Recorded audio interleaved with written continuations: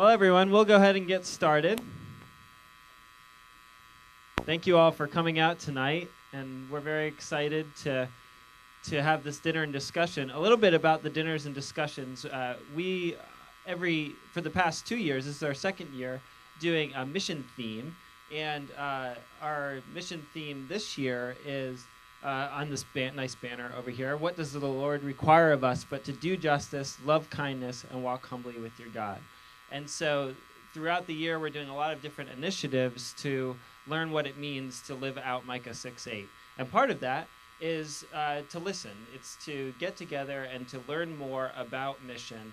And that's what we're doing tonight. So we have a series of dinners and discussions. Our last dinner and discussion was on Coach Al Bueller. And tonight, we're excited to have this dinner and discussion on learning our story, why Black history is important for the church. So tonight's program is a way of recognizing Black History Month.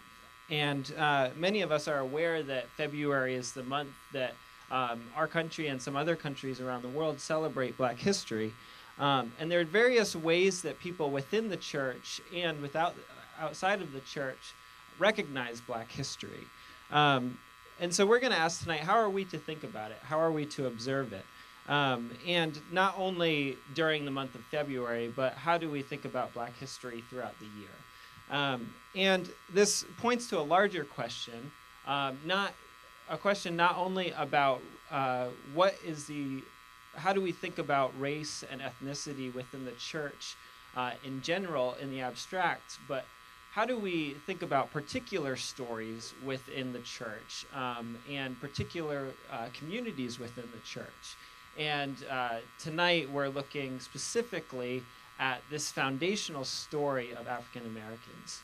So we are very excited to do this tonight, and I can't think of two better people to share with us about it tonight as Keith Daniel and Jonathan Wilson-Hartgrove.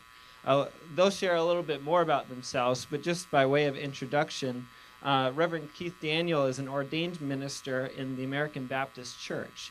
He is currently the interim director of the Office of Black Church Studies at Duke Divinity School, and he was formerly director of community and campus engagement for Duke Chapel. He has roots in Durham, and we've gotten to know him a little bit because he's preached here at Duke Memorial, and he's shared with us when we went on our Durham pilgrimage of pain and hope last fall.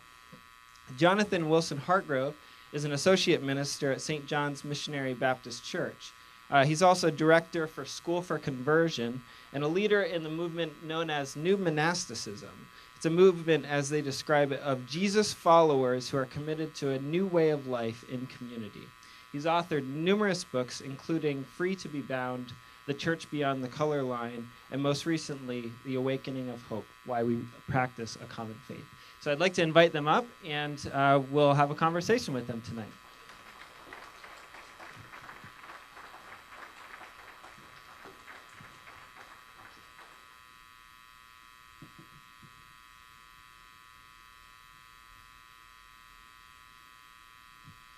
Thank you guys for coming.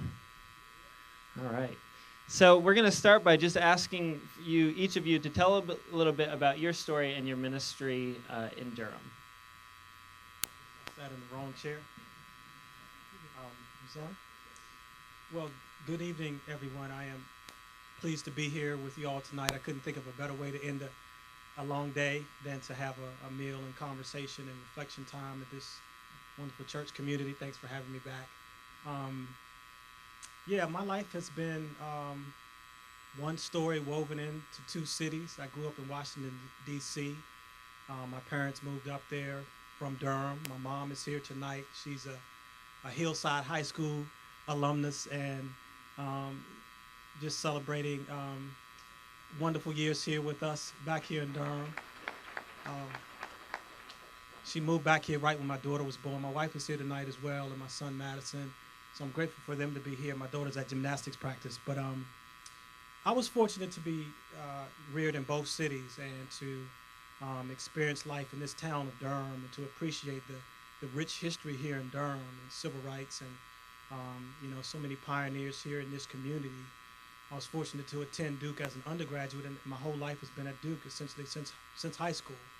So I've had the occasion to think critically over those years about what it means to have educational access and to be privileged to be a part of a diverse and an international community of people and to be formed as a person within my own African American community as well as the broad diversity of people in our world.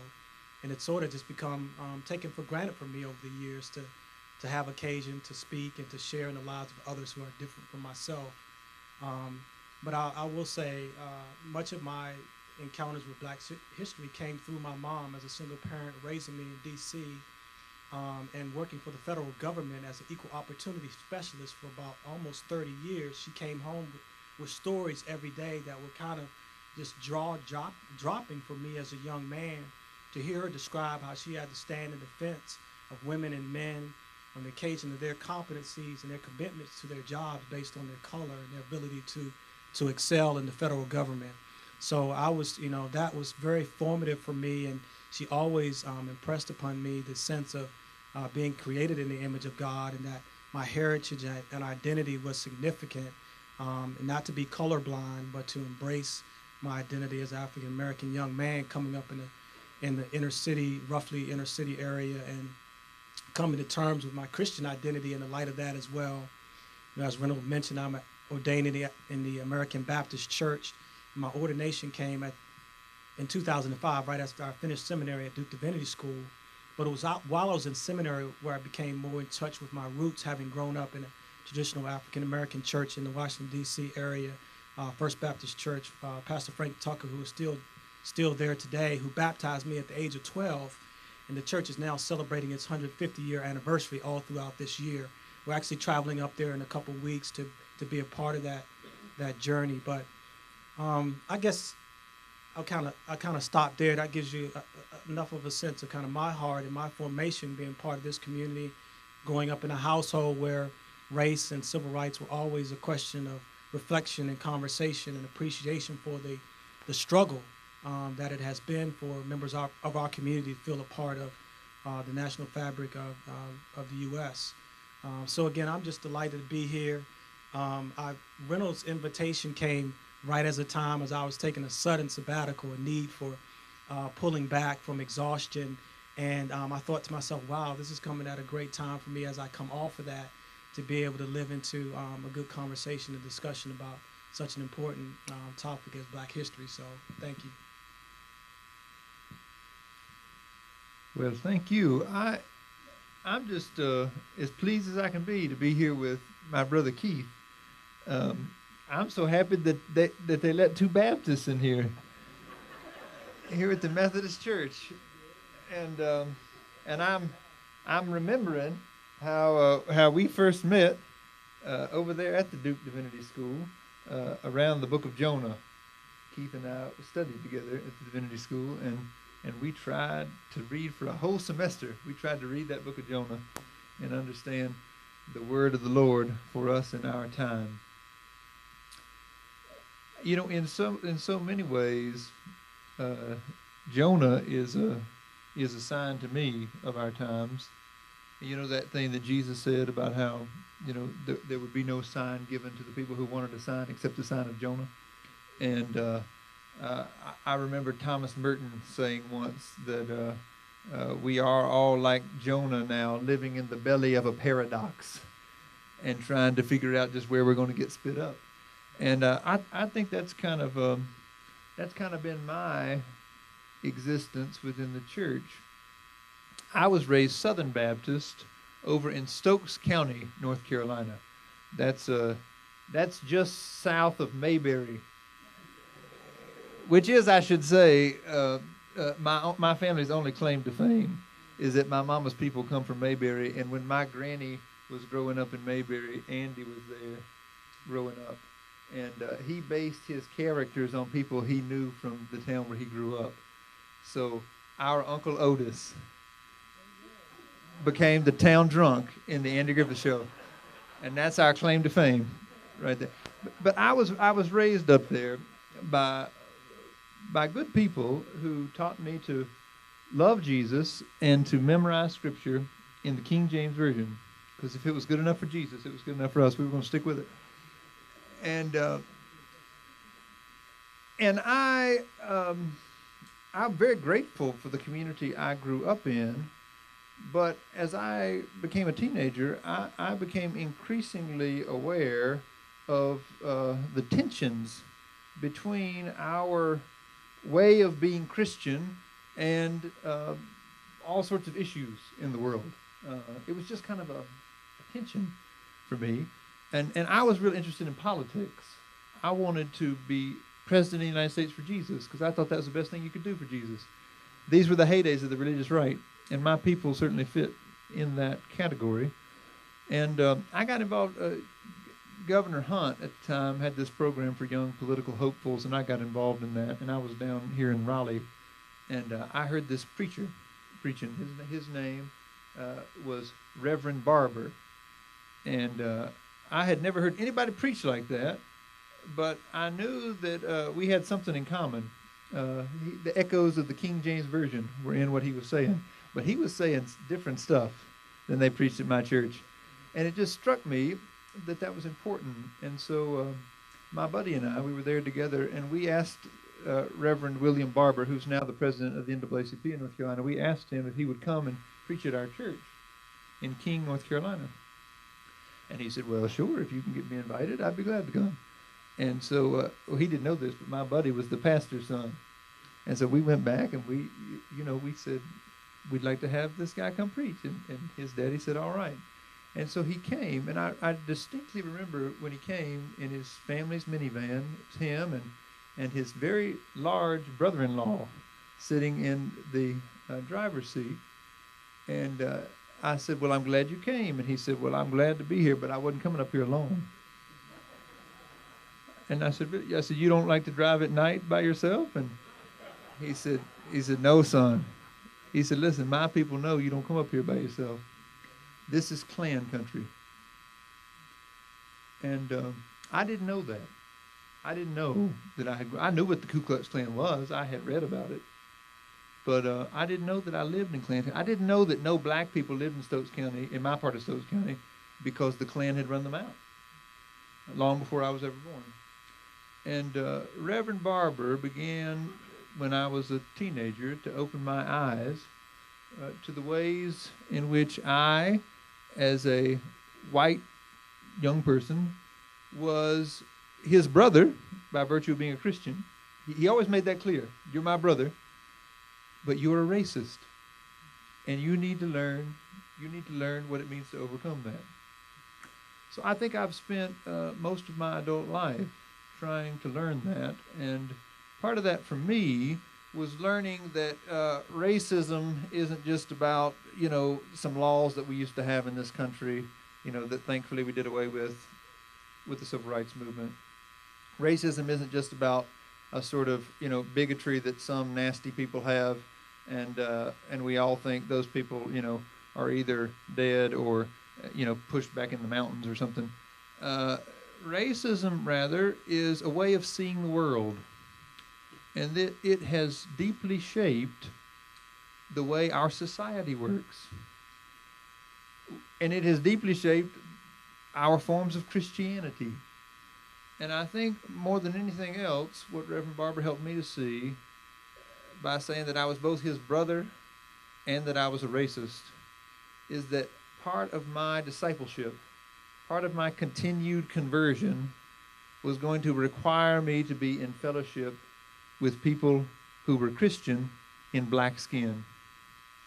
And so that's why I'm glad to be here tonight to talk about why black history matters for us, because it has, more and more, it has become clear to me that I can't be Christian in this place. I can't follow Jesus in this place without learning from African American sisters and brothers, not only in the present, but in our history too.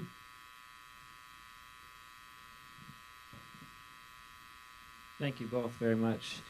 I'd like to talk a little bit about what Black history is. When we hear the words Black history, there's probably a lot of different associations that we make with that.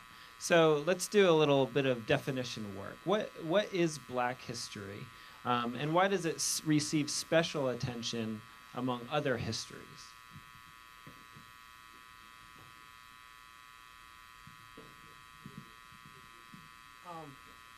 Well, interestingly enough, it's not a question that I've ever questioned. Really, seriously.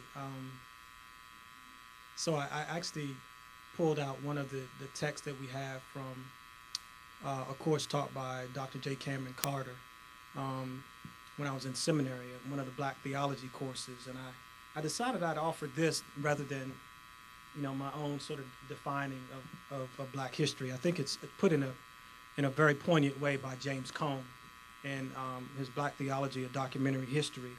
And so I just want to offer this as a way to reflect on a definitional way to the significance of Black history.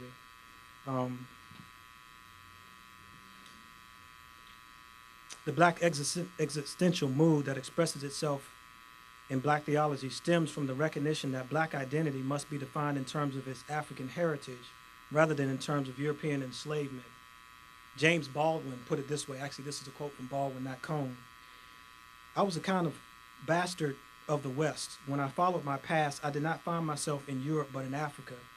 And this meant that in some subtle way, in a really profound way, I brought to Shakespeare, Bach, Rembrandt, to the stones of Parths, to the Cathedral of Chartres, and to the Empire State Building a special attitude. These were really not my creations. They did not contain my history. I might search them in vain forever for any reflection of myself. Baldwin's words epitomize the spiritual and intellectual anguish that Black people experience when they try to find meaning amid historical categories that are white and not Black. They summarize Black existence that is condemned to be in an environment inimical to Black being. Black history has established an authentic Black past.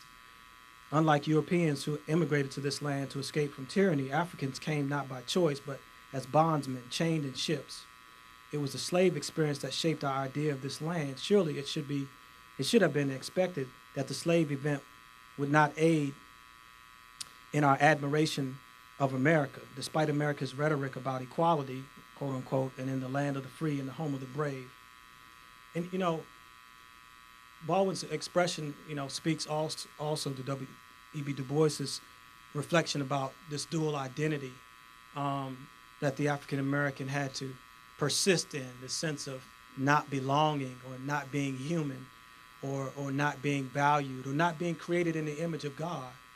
And those seeds are long and deep in the roots of our history.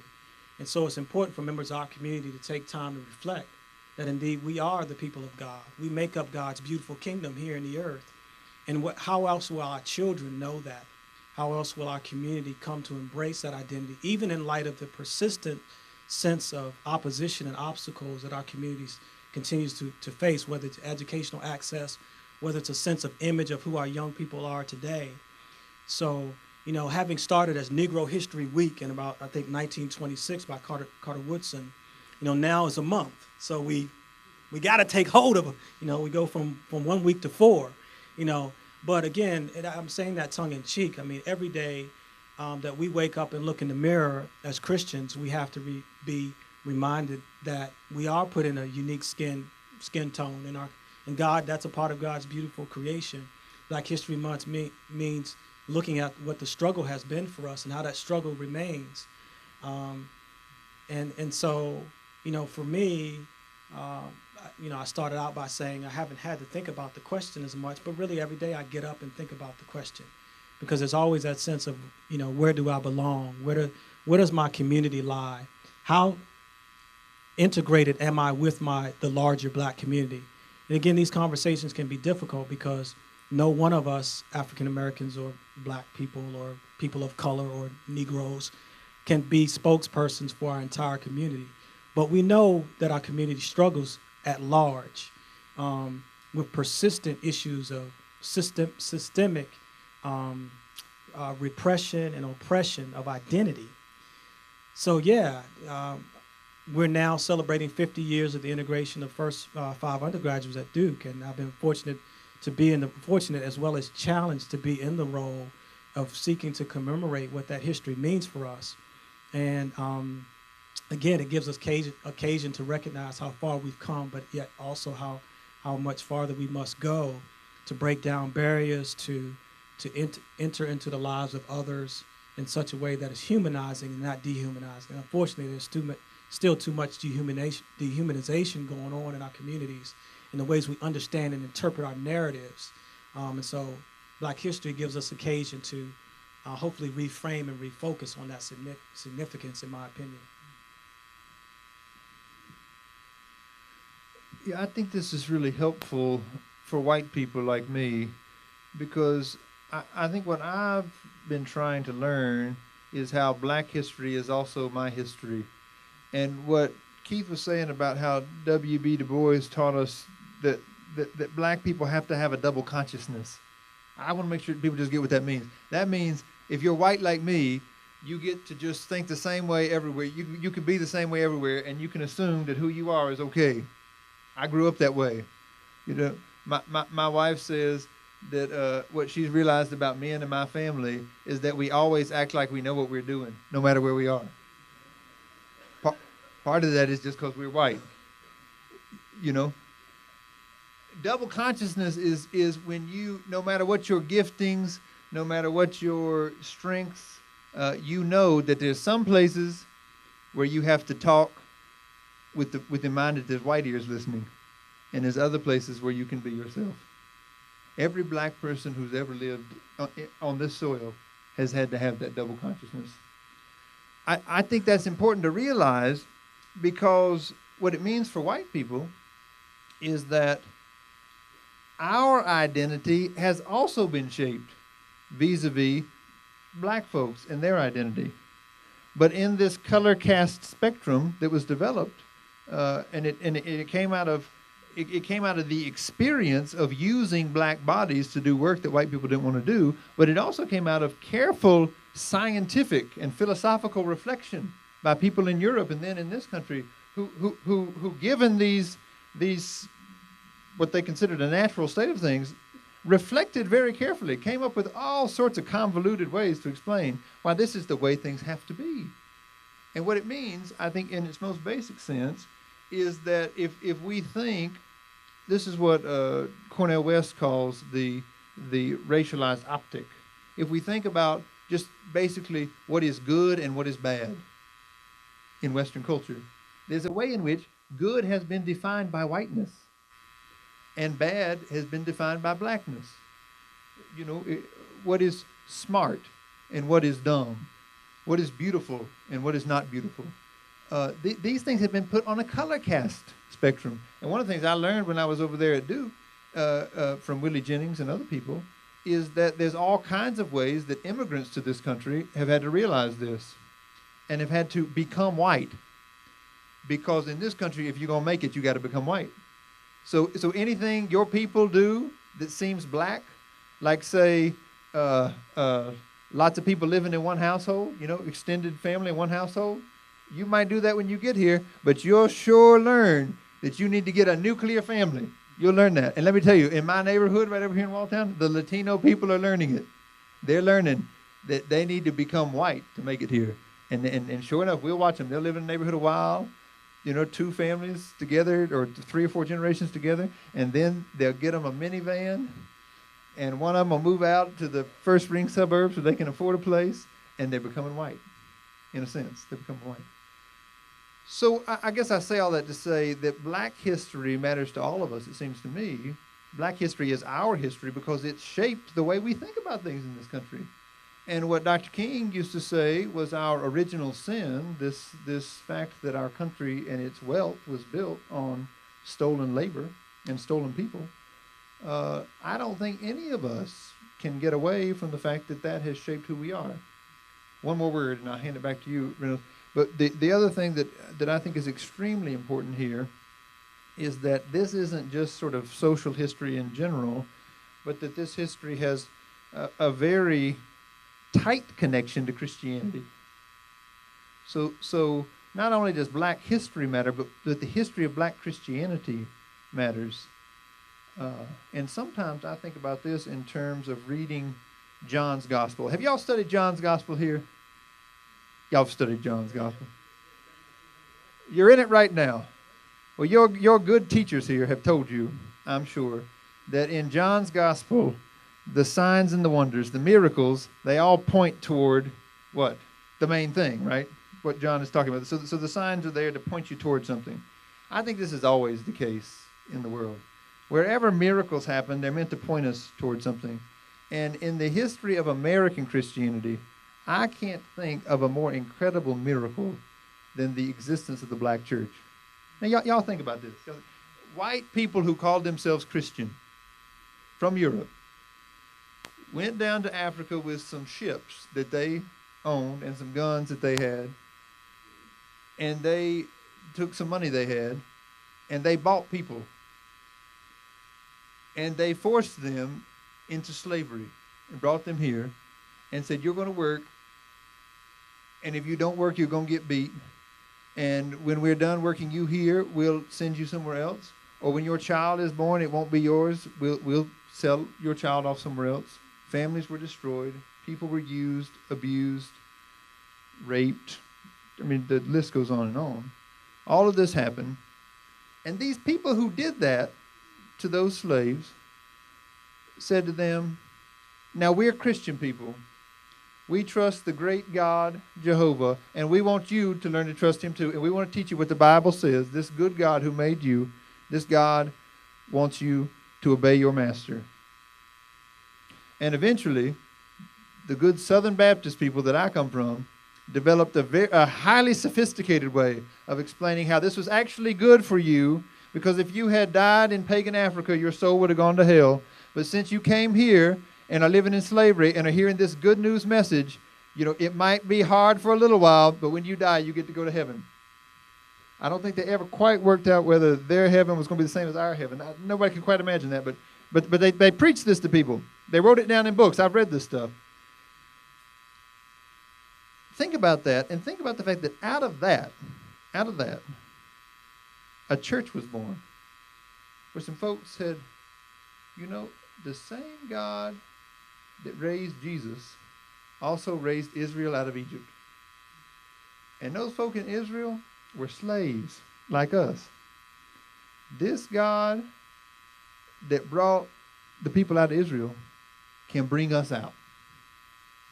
And they formed these churches in secret, in brush harbors and, you know, little places where they could get together. And a form of Christianity emerged that was liberationist, despite the fact they had been preached to keep people in their chains. So we have Frederick Douglass, who says to us in his narrative of his experience, he says, I have known in this land two Christianities. There is the Christianity of the slaveholder and the Christianity of Christ.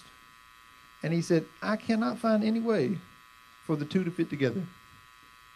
One of them just has to be wrong. But he said, I have no patience for the slaveholding, women-whipping, abusive Christianity of the slaveholder. But I find great good news in the Christianity of Christ. I think that's hugely important because we have inherited in this country, we have inherited in our churches both of those Christianities. And I don't know about y'all, but I want to believe and trust the one that's true. And I think old Frederick Douglass is right. Only one of these things is true. We got to get free from the deception, the self-deception that so warped the minds of so many of us for so long. We have to get free from that in order to really know Jesus, I think. And that's why I think this history is so important, and a relationship with the particular form of Christianity that was born out of the freedom struggle of people who were enslaved. That relationship, I think, is extremely important for all of us.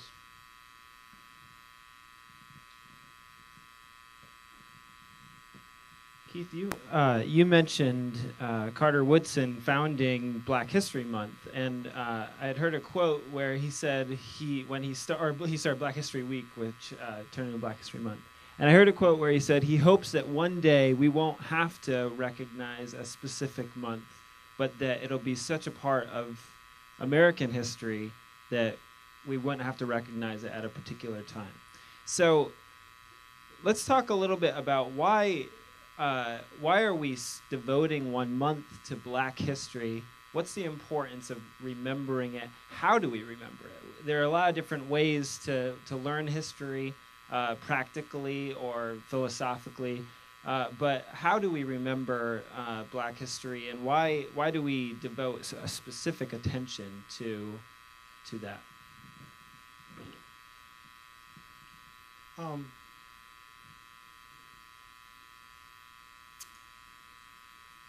Trying to situate the question within kind of this role that I've been given at the Divinity School as the interim director of the Office of Black Church Studies. It's required that every seminarian take a course or two in Black theology before they finish Divinity School. And I thought it was interesting actually that the Divinity School was first in its efforts before the integration in '63 to speak out against the non-admission of African Americans into the Divinity School back in their early 40s. The Office of Black Church Studies has now been in existence for about 40 years. And so as I kind of occupy this space a bit, I kind of have had the occasion to think, what it means for the conversation in the life and vibrancy of the Black church to be, a central element of the formation of seminarians. Jonathan really said such a mouthful just now in terms of the persistent narrative in our country that still pervades in a diabolical way today. Clearly it's not a matter of a month of reflection. It's a matter of how our communities are shaped and how we see one another. We do a real good job in our country to still make people invisible. And I remember actually my mom coming home at times and describing what it was like to experience being invisible and not seen. So you take a month and you magnify it for the purposes of enriching our young people and the lives of those coming behind us. As much as I hate to be at that middle age space where I'm realizing how quickly life moves, now that I have a young man in my house who was growing up and who's now 14, and I realized the distance for him from the civil rights era and what the struggle meant for me to be at Duke and to sit in the office there and to serve in a pastoral capacity for a place that I was told and come to understand from those first students who integrated, wasn't built for us, and not until 1989, my senior year or my junior year at Duke, that I made aware that the Duke Chapel, a place where I served for 7 years, was designed by an African-American architect. Come on now.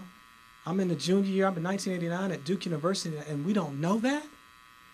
Black history is still yet unfolding, and it's still new. I'm learning new significance and meaning in the life of my people every day. Give pause for a month for the entire country. We remember what the struggle was just for Dr. King to be recognized as a national holiday. Again, that was, I was barely, just out of college then, when the national holiday and the resistance to what it means for our nation to stand up and recognize how it was built, literally, and not to, again, the challenge for the African American community is to come to embrace our history, not in such a way that says we're going back to Africa, or we feel like we are fighting a demon that is in another flesh and blood color. But it's that we are trying to walk this and bear this cross together, that we live in a broken world, and there's need for us to sit down and to stand up and hold hands together and recognize all of our the gifts that God has given us in our different skin colors. So now it's occasion for us not to say so much that we have a special place in God's kingdom, but begin to embrace our Hispanic brothers and sisters in our community now that are continuing to grow and to all the different diversity in our community, and come to appreciate the gift of our difference and how ultimately we all come together as one in Christ. So that's my response, and I'm sticking firmly with that. Thank you. Let's talk a little bit now about why we're in 2013, okay, and it's we have a long history in the United States. How is this important for today? What are some issues that we're facing today that make it important to remember Black history? I want to just talk for a minute about the experience I had in this church building on Saturday. I don't know if anybody asked y'all's permission, but we were down in your Soul Cafe on Saturday afternoon with Black and Latino kids from Durham. And we were listening down there in the Soul Cafe. We were listening to, these are high school students, talk about their experience of trying to find work and to begin to imagine a career here. I don't know if y'all heard, but MDC downtown did a report called Made in Durham. And the report said that in the last 10 years, even during this great recession that we had, in the past 10 years in Durham, we had 150,000 new jobs created in Durham over the last 10 years. At the same time, the unemployment rate for people under 29 from Durham went up. There were 3,300 more people under 29 unemployed in Durham. And so MDC did a little research. They said, who got all those jobs that started in Durham, down at RTP, down in the new factories and new biotech labs? Who got those jobs? Well, they were people from Orange County and Wake County, people who commute in. People who, when you do a little more research, it turns out, mostly have white skin. So there's this kind of crisis, really, that our city is facing. Of course, this unemployment is connected to other things. Unemployment in the African American and Latino communities inevitably leads people to have to consider opportunities in the, let's say, non-conventional economy, the underground economy, the illegal economy. And doing that, of course, they inevitably find themselves arrested for the activities in which they're involved. And we see this in things like crime rates. We see this in the fact that Durham County's jail is overcrowded. We see this in the fact that North Carolina's prisons just keep growing. I was born in North Carolina in 1980. There are 7 times as many people incarcerated in North Carolina today as there were in 1980. 7 times as many. This is today's civil rights struggle. You know, it's great that good middle-class people like us can get together, and black and white, we can be together. And we, even Latino or Asian, we feel pretty good with each other. As long as we're all, middle class and well-educated, we get on all right. The civil rights issue of our day is that there is a whole undercast of people that have been labeled criminal. And you don't have to use the N-word anymore. Nobody has to use it. You just say criminal record. And that marks people as counted out. So we were down there in the Soul Cafe on Saturday, and we were talking about these things. And as I listened to these young people talk, they're incredibly articulate about their struggle. They have amazing eyes to see what's going on, and they get cynical about it real fast. These things can never change, they say. People are just racist, they say. This stuff, nothing ever changes. And I just thought, how important it is there for us to know this history. To know that we live in the state where Ella Baker was raised. And when those folks sat down over in Greensboro at the lunch counters in 1960, and a student movement started of people who were about the same age as these folks who were down there in the cafe.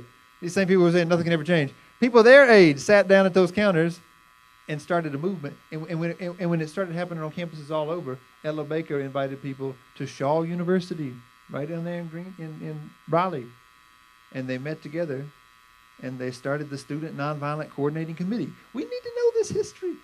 Our children need to know this history because they have a challenge before them. And I love, Yvonne Parra was there with us.